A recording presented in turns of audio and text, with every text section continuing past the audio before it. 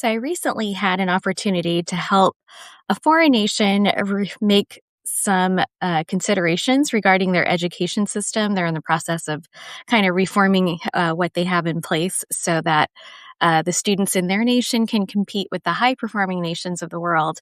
And it was so eye opening to learn about a different culture and experience their values even within their curriculum. It was such a delightful experience and one that I'm so grateful for. I can't wait to have more experiences like that as I continue to help more nations along their path to achieve their mission.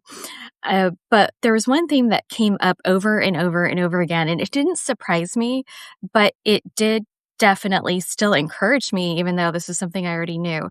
And that's that there isn't a single system that outweighs the quality of the teacher. So it's not the quality of an education system that provides the best education to students, but it's actually the collective quality of all of the teachers in that nation that really provides students that exemplary education.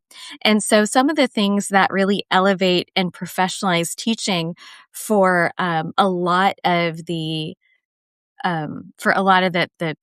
what I found in the research is the fact that, of course, there's rigorous initial preparation for the teachers that go into the classroom. They use a cohort model, which is wonderful. It's a model that I'm very, very much excited to use whenever I work with the school district, simply because that's where I see the most promise. It's where I see the most encouragement, and it's also where I see the most transformation. Another thing that I found internationally that is working for a lot of the high performing nations, not just us in the United States, is ongoing teacher professional development. So they are really empowered as professionals in their field, and they're encouraged to be innovative. They're encouraged to look for ways to work smarter, not harder, be more efficient. Find ways that are really going to push student thinking rather than certain values that aren't necessarily academic. And so the focus on the academic values again, and really encouraging students to grow in those areas and providing them with opportunities to apply those skills that are more innovative. That was something that came up as well. And oftentimes teachers, they have a lot of great ideas. They are certainly more powerful as a influential force in every nation when they can come together and collaborate.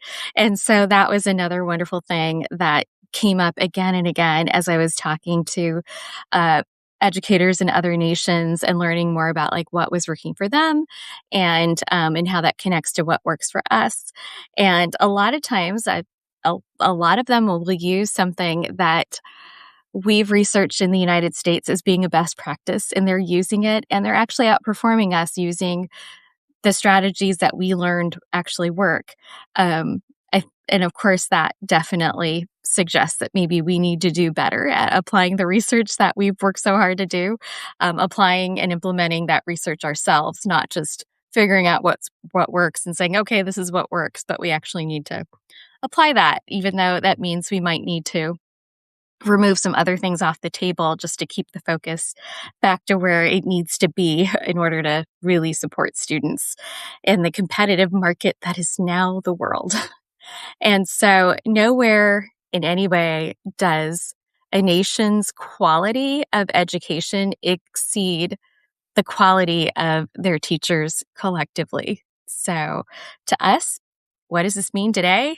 Well, means that we need to continue to pour into our teachers and really encourage them um, to grow by empowering them. So think about the teachers in your life. Go ahead and encourage them and really do what you can to empower them so that they can take the next step and continue to be amazing and grow in that amazingness. Have a great day.